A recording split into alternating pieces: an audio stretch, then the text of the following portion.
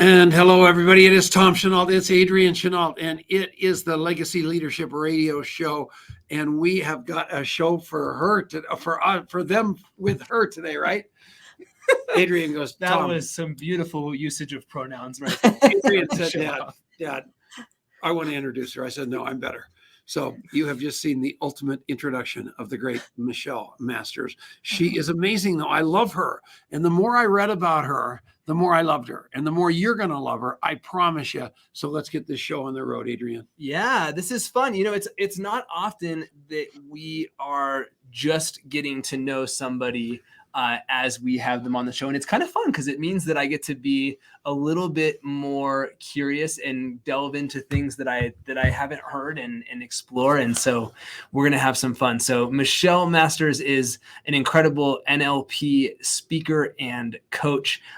She was connected to me through our mutual friend, Phil Hensler out of Australia, who's just an awesome guy. And they're doing really cool work down there. We're going to have to get them on the show one of these days, but they're all about getting their people on our show first. And I love that because that's just who they are.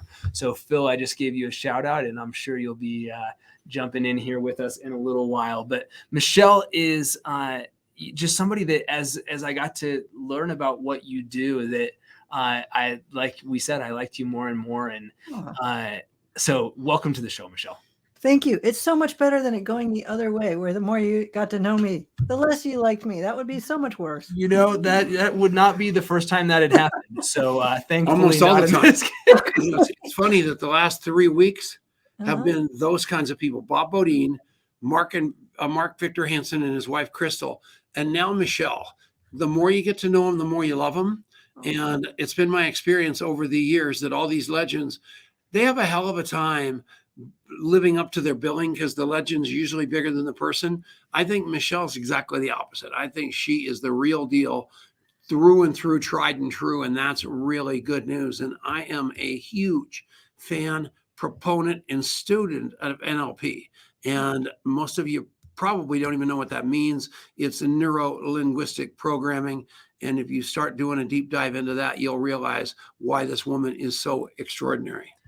So I actually think we should start there because, you know, I was admitting to Michelle before this that I would say, you know, on some level, most of what I know about NLP is kind of this inferred idea of what it is. And I don't know that I have ever really had somebody explain to me what it is other than it's powerful and all these cool people that I respect use it and blah, blah, blah. So this is what the heck is NLP? I've taught you this all your life. Lord. Oh my God. I don't all right, Michelle. All right. Never hear their dad. So go ahead. Yeah. Well, actually, the way it started was a couple of guys in Santa Cruz. It became a much bigger group. They wanted to figure, you know, a whole bunch of people can go through the exact same training. And when they come out of the training, some will just be better at whatever they're doing. Some will be worse and some will be mediocre. So they were really curious about what was the difference in the people who were actually legends, right? The people that got results nobody else could get. What is it they were doing that nobody else was doing, even though they'd all had the same training?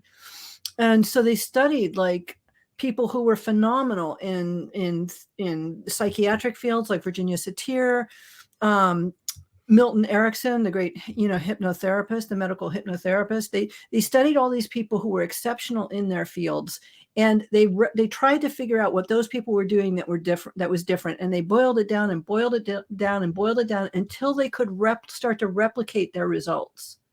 So basically, they stole from the best, right? In fields of teaching, personal development, psychiatry, even sales, like they would just notice what would work. Now, they in the beginning, there was sort of an adversarial relationship with the therapeutic community. They were kind of thumbing their nose at standard psychological methods. And so they kind of gave them the finger, and then psychiatric circles kind of returned the favor.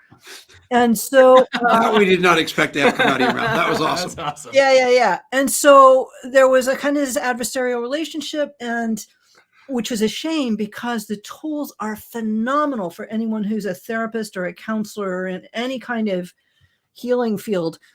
So what happened is I've noticed lately, I've seen a whole lot of stuff that's actually NLP, that because NLP had a bad reputation because some people used it for sleazy sales, because it's a way to communicate.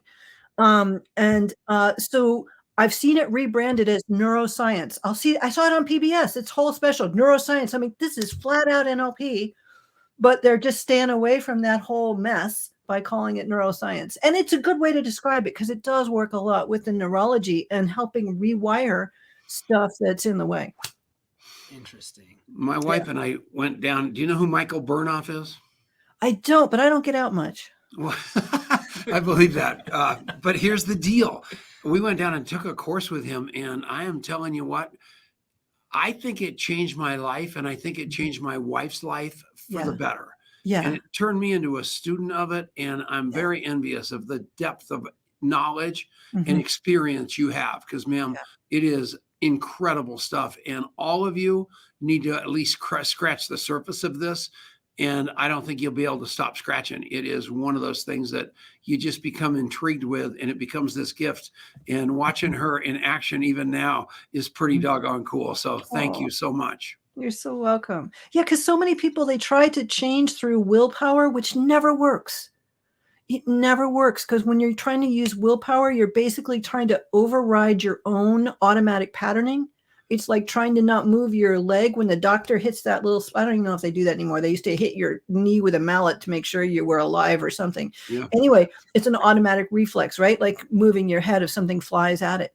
Most of the stuff that's stuck for us is patterned in like that. It is that automatic, like pulling your head back. And so when people try to override that with their conscious will, it only lasts for so long. And then you've got to, take a break, get a latte, do something else. And the patterning just resets itself. So having this ability to actually revise that automatic patterning into something you want instead of something you don't is just such a godsend.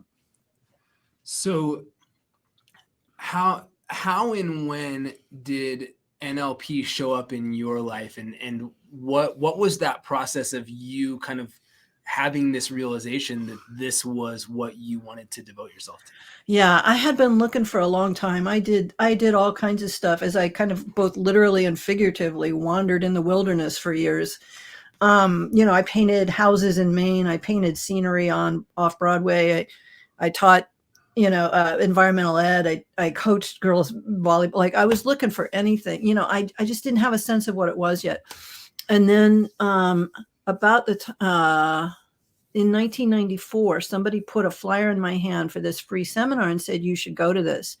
And so I go, and it's this enormous room. There's only one other person. I knew her, me and her in here in this enormous room. And the guys were waiting, hoping somebody else would show up.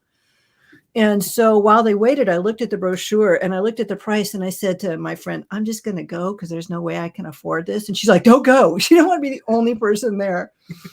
So I stayed, and within half an hour, I was like, oh my God, this is what I've been looking for. Because I could feel just in the little things they were doing, like little basically parlor tricks, I could feel things actually shift and change.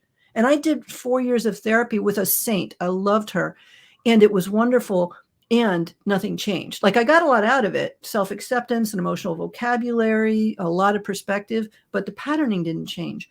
And in these little exercises, even that they were doing in this free seminar, stuff shifted. And I thought, if they can do that now in 15 minutes, what could they actually do? And so I figured there's got to be a way. And of course, there was a way. And within a year, I was teaching for them as well. And I taught with them for 25 years. Wow. Yeah.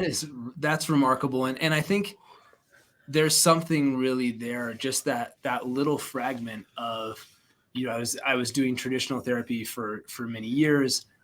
I felt like, you felt like you were getting something from it. You were getting something from it.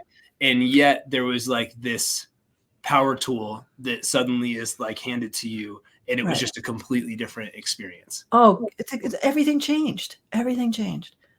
That's I owe the life I have today, which I am so grateful for, to I can point right to that spot. A guy that just said NLP for the win, Jason Cardamone, is one of the guys that really got me intrigued in it. I did the course halfway, like I joined it, and then he got such transformation out of it is what made me really delve in and made me become such a fan of you. And when Adrian told me that he had you on the show, it was so hysterical because I have all these happy, superficial guys. My guys are a lot less deep than the people that you know. And it was really, really blessing to me that you got her on, because we need more information like this, because you're going to learn what makes you tick. You can look behind the curtain and you can literally see your thoughts once you start seeing the way that these people teach you to see that. I can't even say it. And it works like a charm, and it's worth you exploring. Yeah.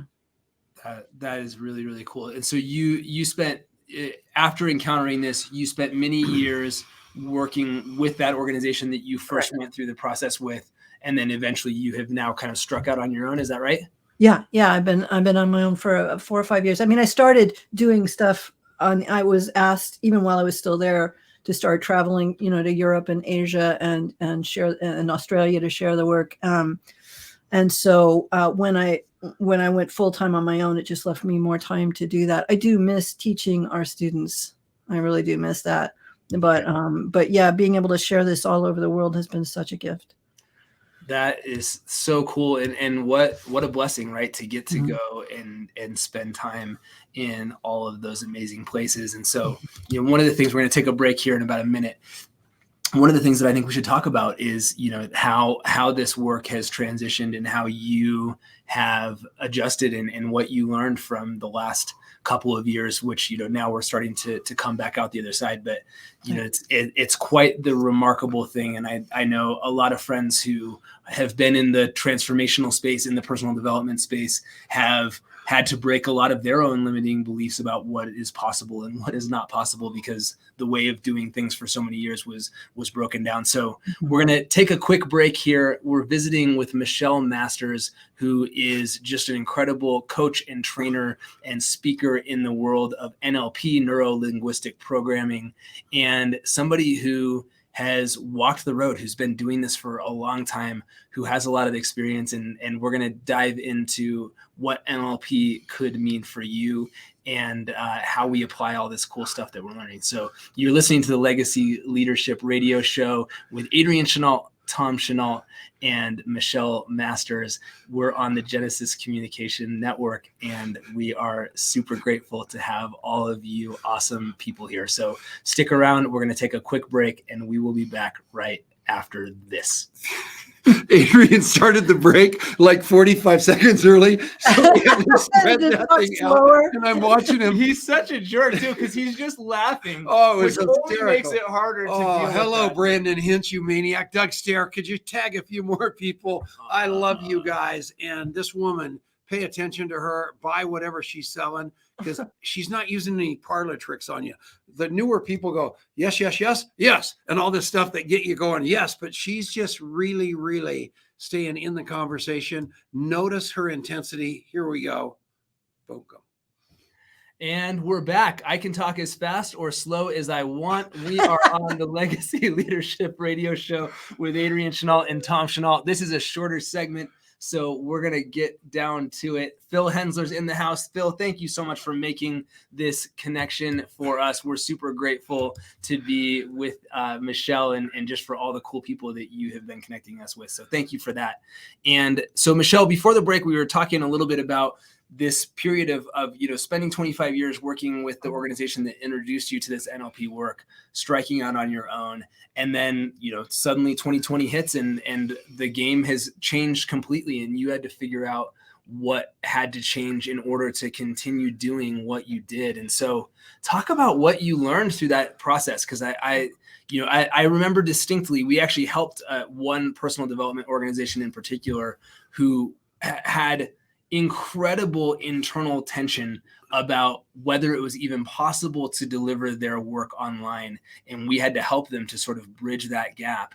And so I know there was a huge amount of fear and uncertainty and limiting beliefs that showed up for a lot of seminar companies in particular who had always done everything in person and had held this belief it wasn't possible to do it online. And so was that something, did you grapple with that at the beginning of whether it was possible to do the work that you do online? Well, here's the thing. So I had been in the 2 years before that, I had been traveling all over, and I had been traveling to places that aren't typically thought of as like, new age thinking, or, I'd been to places that had some fairly established old world kind of um, beliefs. So I had been to Hong Kong, I had been to Taipei, I'd been to Singapore, I'd been to um, London and Zurich, and places that were sort of bastions of the sort of previous status quo. And what I had noticed over the last 2 years is that the acceleration in consciousness was off the charts. It in those 2 years, it was like they were so hungry in those places for the meaning, for the sense of connection, for this sense of aliveness, for something new and really, really meaningful. And so I was being interviewed February 17th, 2020. So, and I said to somebody, I said, the acceleration has been like this. It is off the charts. And on the surface, everything looks the same. I said, this is not sustainable. And within 2 weeks, it was like everything exploded. And it was never the way I would have guessed, but it was perfect. All previous momentum came to a stop, right? Everything stopped. Everybody got this big, except for hospital workers, got this giant timeout and chance to reevaluate. And the law of inertia, a body in motion tends to stay in motion. A body at rest tends to stay at rest. What happened is when everything stopped, and later when we came out of it, there wasn't enough energy to start up a lot of the old stuff again. There just wasn't enough desire for it. Whereas the stuff that there was enough energy was a lot more of what's more present now. So you started to see the quiet quitting. You started to see so much of the stuff that was long overdue, like, start to happen. And so I actually realized, because I got COVID, we got COVID in before it was, talked about back in Australia in June of 2019. It was not a big deal. I'd never had the flu. I got a fever, and I never get a fever unless I'm having an identity upgrade. And so I was due. I hadn't had one in 20 years. And so, but it was not a big deal. It's a day and a half and it was done. But I found it fascinating too, that one of the hallmarks of COVID was a fever, because it was like a planet-wide identity update. So anyway, so when we had to start canceling programs, there was a moment, or two of, okay, well, there's the rest of my year that we had planned, all the trips we had planned and trainings. Like, this will be interesting, but I've been doing this work long enough, and I've done enough of this work on myself that I knew that it would all work out. I just didn't know how, but not my job to figure out how. And so things I didn't think you could do online, turns out you could. Shifted everything to online. I had my best year ever, actually, up until that point in 2020. And I discovered how intimate Zoom could be, especially for teaching, and how accessible it could make it for a lot of people who won't actually come to in-person workshops no matter what, or who can't afford to travel, right, to wherever I was presenting. So it was a gift in so many ways. And so now it will always be a part of my teaching. I'm just starting to do in-person events again, but there will always be an online component because it's so accessible to people. But to me, we live in an unprecedented time of such amazing opportunity and such growth. I feel really privileged to be living through this time. Well, you're good at it. Why would you name your website Michelle Master Snelp? That's what went in my head. See, that's how messed up I am. And Yeah. Every one of you read that website right just now. So yeah. It's not a great name. It's not a great neurolinguistic programming. It's not user friendly or cuddly. I can't think what they were thinking. I guess National Socialist Party was already taken. So it was like, what's the next worst name we could come up with? All right, let's take a little break. We're going to come back right after this. It is the network, the Legacy Leadership Radio Show with Adrian Chenault, Tom Chenault, and Michelle Masters. All right, Adrian, that's what you call going out on a break. Perfect. All right. You had time to say both the old name of the show and the new name of the show. Doug Steer, Paul Van Dieven, Jason Cardamone, and Sean Murphy. Is Sean Murphy the greatest? He is such. There's a master of the NLP too. No kidding. He's awesome. We just talked yesterday. I love that guy. Do you know Robert White? No. All right, we're coming back. Forget about that. And we are back. It's the Legacy Leadership Radio Show with Adrian Chenault, Tom Chenault, and the one and only Michelle Masters. And you want to go to MichelleMastersNLP.com. She is a rock star, and you can just feel her command of herself just by watching this show. She's very, very comfortable in her skin. She knows what's coming out of her mouth, and she knows how you're hearing what's coming out of her mouth, which is the most important part. It's just really, really cool to be on this show with her. Adrian, I'm glad I think you need her far more than you think you do. That's true. I think you're right. So, I love, we were talking before the break about just the experience of what the world went through. And Denise Chenault, who's my stepmother, his wife, who's one of the most amazing people I have ever met. And it's funny because you used the language that I think I heard Denise first use with me, which was that the entire world got sent to timeout. Yeah. And that was it. And it was bizarre. And, it was the full range of experience, I think, packed into that. And yet there was this moment where we reevaluated everything. And I think we're still working through as a society, as humanity, exactly what are going to be the long-term implications of that, both for better and for worse. And so, I'm curious, how is that impacting either the nature of the work that you do or the way that you think about your work or the mission of your work as you watch the world kind of finding its way through that transition, Michelle?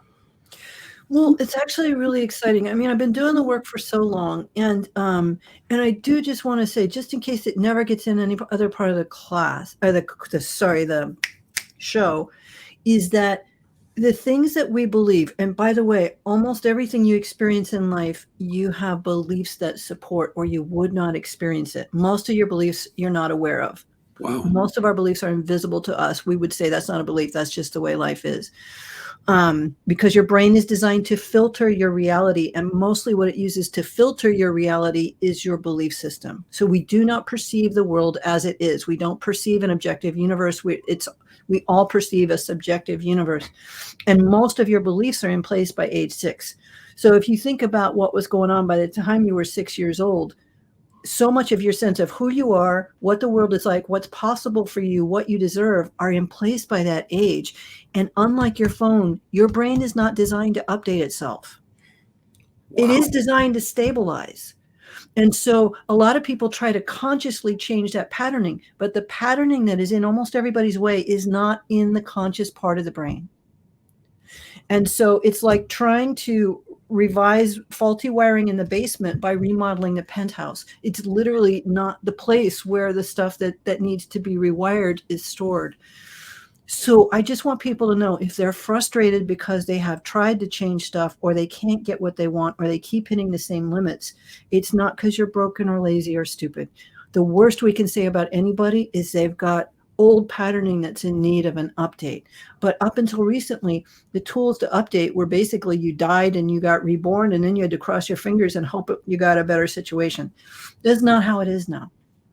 We can actually change that stuff now that you're an adult and have a sense of who you are, what you want.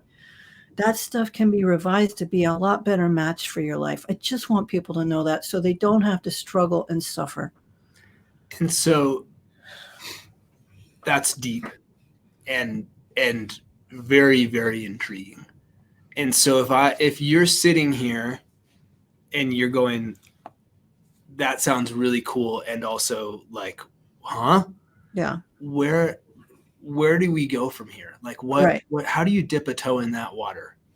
Yeah. Well, there's two things you need to know for any kind of orientation. One is where you are, so what's going on for you now, and where you want to go, right? I mean, that's what any good GPS will need to know. Where are you now? Where do you want to go?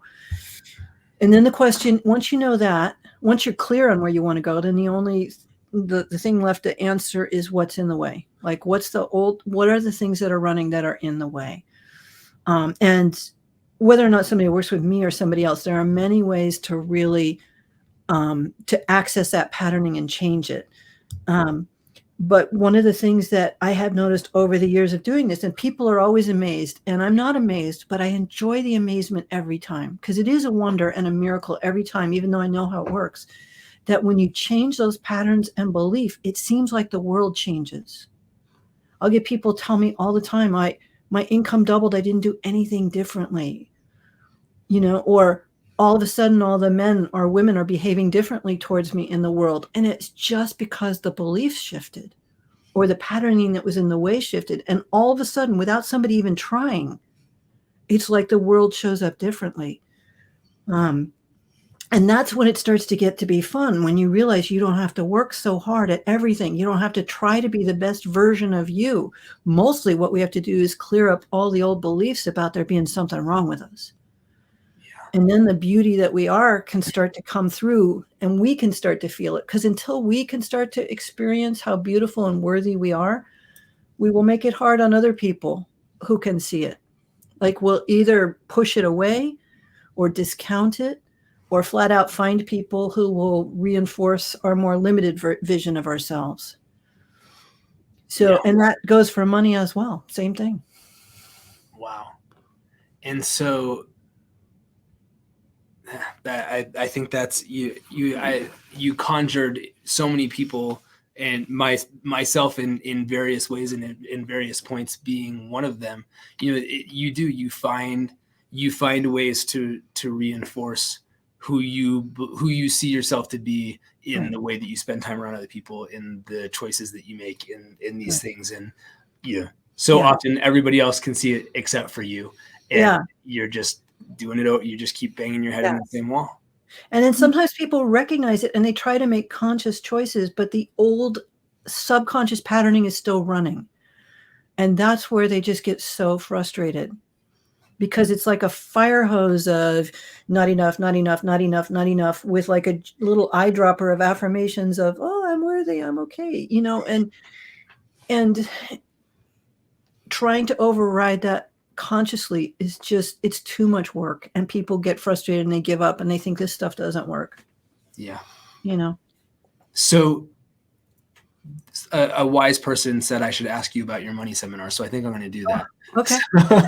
So I'm curious, because this is, it's a huge subject, and the idea, that seems almost heretical to me, that that this idea that your income could just double and you didn't change anything like that. That just seems insane to me. And so what happens in one of these money seminars, and how the heck does something like that even happen? I know. And when I tell people the kind of things that happen, it sounds like hype. So I'm often reticent to share what happens, because it's not hype. But so in 2006, the good people of NLP Marin, the executive director, asked me if I would create a 2-day workshop on money. Now, at the time, if you knew me, that was like asking Vladimir Putin to create a workshop around nonviolent communication. You wouldn't be like, oh yeah, that makes sense. Because I had no relationship to money. I had no interest, but I was so excited to be asked to do a workshop. I'm like, yeah, sign me up, coach, put me in. And then I realized what I had done. And I was like, oh no, now I got to learn about money. And I realized there's no way I could possibly learn enough about money to be effective. So I decided to play to my strengths and just take all the stuff that I knew about change and apply it to the context of money and see what happened. And so I tried everything out on me first to make sure it didn't result in any unsightly bloating or rashes. And it seemed to go okay. So we did the first one. And then we started getting feedback in the days and weeks and months after that, oh yeah, so-and-so got a promotion, so-and-so's income went up, blah, blah, blah. And even a year later, I realized, I think I made more money. And I checked, and my income was up 66% steadily. And again, I wasn't doing anything differently. So if it'll work on an NLP trainer, it'll work on almost anybody, because we are notoriously change averse. But anyway, then I went to a Matrix Energetics workshop in 2008 with Richard Bartlett and Melissa Joy. And that's a quantum way of doing change and transformation. So I added that into the field of the class. And after I did that, people would sign up for the workshop and get like a windfall of money or get a raise, or like even before they technically did the work, because it's a quantum way of working, which is outside of time and space. So in a cause effect, in a Newtonian universe, you know, there's a cause and then an effect. In a quantum world, you can have an effect before the cause. And so that actually started to happen. We would have people get changes. They'd register for the course and a bunch of stuff would happen. It still happens. Every time I teach, I say, how many of you got unexpected money since you registered for the course? And usually about a third of the class raise their hand. And by the end of the weekend, it will be up to half, because they'll go, oh yeah, I just remembered this happened and this happened. So the combination of being able to work with the updating the old beliefs and automating new beliefs, and also being able to work sort of outside time and space, because as human beings, we exist in time, space, and outside of it. Like there's so much more to us than what's here.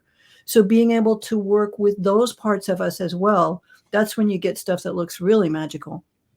And I didn't name the course. The owner of the company said, why don't we call it Money Magic? And I thought, sure, whatever. And at the time I wasn't crazy about the name, but the longer it goes on, the more apropos it has become, because it does really start to feel like magic in the best possible way. I mean, there is one form of magic, money magic, almost everybody can do, which is make money disappear. But the ability to make like all of life start to kind of flow with you, and things fall into place without you having to try, and income go up without you having to try. That is the kind of magic we're built for, and it's been a long time coming. That's so cool. And you and I had a conversation a few weeks ago, getting to know each other a little bit before this. And one of the things I really identified with, that I continue to work on letting go of, is this. I'm so wired to, I'm a striver, right? I feel like I have to work really hard, and it's supposed to be hard.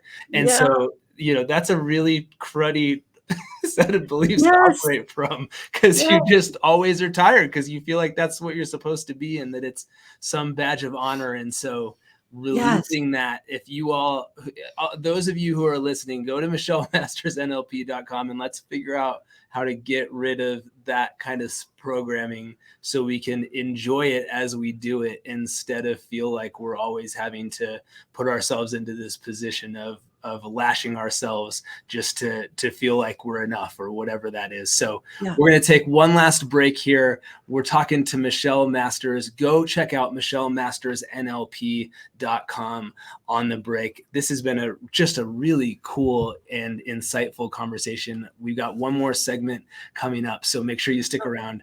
We're listening to Legacy Leadership with Adrian and Tom Chenault with Michelle Masters on the Genesis Communication Network. Be right back. Bang, Mr. bang. Snickers. There we go. Perfect. Unbelievable. Sean Miller. This is awesome. I love you guys. Christina, you are beautiful. And my wife, I can just hear it now. Tom, we got to do the courses. Right back in the popcorn popper. Here I go. Here we go. Help our marriage. Won't get a divorce. Be rich. All that stuff. Can't wait. All right. She's coming. And we're back. Final segment, Legacy Leadership Radio Show, with just a very intriguing, low energy, but unbelievably high-powered woman.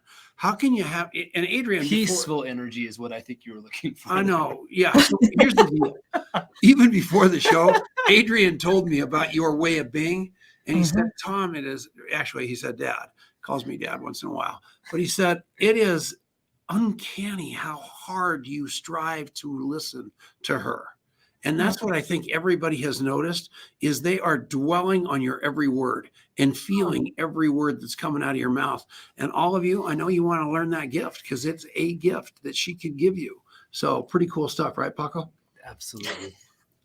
So, Michelle, we've got one last short segment to go, about 6 minutes. And I want to talk about the impact that you are creating in the world, and where you see that sort of concentric circle leading in the world, because that's, the show's about legacy. The show, and legacy is not in our view something that is only about after you're gone. Your legacy is about how you actually create domino effects in the life that you're living today. Right. And so, what is that domino effect that you wish to create in the world around you?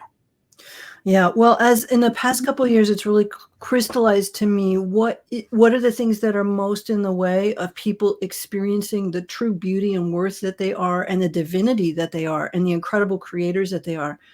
And it basically comes down to kind of old safety beliefs, either about the world or themselves, beliefs about love and how safe it is to love and be loved, and then beliefs about our own worth and our ability to create. And so almost everything I do in one way or another is aimed at helping people to feel safer in the world, which a lot of that involves money as well, safer in their bodies, safer to connect and be to love and be loved. And the thing dearest to my heart, getting to revise all that stuff about not enough, not good enough, not worthy enough, have to earn it, have to deserve it. We're the only species in nature that questions our worth, right? Trees aren't out there, oh, I don't know, have I done enough? We're the only species that does it. Is the tree a species? I guess there's a bunch of them. Yeah, Okay, good. whatever it is. Taxonomy, come on. Yeah. All right, that's awesome. But they're not riddled with self-doubt the way we are. And I have people say, I just want to be the best version of me. And sometimes the universe speaks through me, and I just want to say, box ticked. No worries. You could not be more beautiful. I know you don't know it yet and see it yet, but you're good. Now, what would you like? Because we are so loved and so precious. And so the more people that get to experience that, the better. Because when people truly have a sense of their worth, they're not arrogant. It's like the experience of being in love. When you're in love, not only do you feel good about you and the person you're in love with, but everything looks more beautiful. Everyone looks more beautiful. And that's the experience of when we really get to feel our worth. And the effect that people like that have on everything and everyone around them is such a blessing. So that's the work I want to leave. That's what I want to leave behind, is more and more of that kind of safety and love and the incredible beauty that we are. That's a very worthy and very important vision, and that it's so true. I mean, it's so commonplace and even, I think, in some ways expected to walk around in the space of operating from not enough. Yeah. And sometimes even sort of demonstrative of like, I need to make sure that I don't think I'm enough. Like there's this cultural expectation around operating from that place. Yeah. And yet when you run across people, when you encounter people in your life that are not showing up from that space and feel safe in themselves, that are being instead of striving, and all those things, it's attractive, it's refreshing, you feel recharged just by being in the presence of someone like that. And what I love about what you share, Michelle, is that that's something that is within our reach. Yes. And so if you're listening and watching with us today, and you feel just your heart stirred, or an inkling that maybe this is something that you need to check out, make sure you go and check out MichelleMastersNLP.com. Michelle, I don't know if there's something that you've got going on now or in the near future that you'd like to share specifically about that would be a great place for people to check out first. But I want people to plug in with what you're doing. Yeah, I mean, we do have some in-person workshops of our Money Magic workshop, and this weekend I'm teaching one called Wired for Well-Being, that's helping people to feel safer in their bodies and better about their bodies. We're always doing workshops to try and help people get to where they want to be in the best possible way. That is so cool. Well, we love what you're about. I'm excited to plug more deeply into your work. So I hope to get to see you on something that you're putting on here in the near future. And Michelle, you have just been a breath of fresh air. A delight. Yeah, for sure. You. So a peaceful energy. A peaceful energy. Yes. Indeed. Who do we have next week? We've got Andrea Waltz and Richard Fenton. They just wrote a new book. Got a new book coming out. Yeah. So you guys are going to have to come and watch that show, and this is going to be great. Adrian's got the book. They didn't send me one, of course. So my heart is broken yet one more time. I hijacked it. I have moved my office into Adrian's office, which is the nightmare of all time, because now I am talking at 9,000 decibels over Elizabeth, Jason, Adrian, and Thomas. So we're having a blast. It's getting more fun by the minute, right? It's a crisis of employee engagement at Contact Matters. So Yes. we'll figure it out. We're going to take some NLP and we're going to sort through it. We'll see you all next week. Thanks for listening to Legacy Leadership with Adrian and Tom Chenault. Thanks again, Michelle.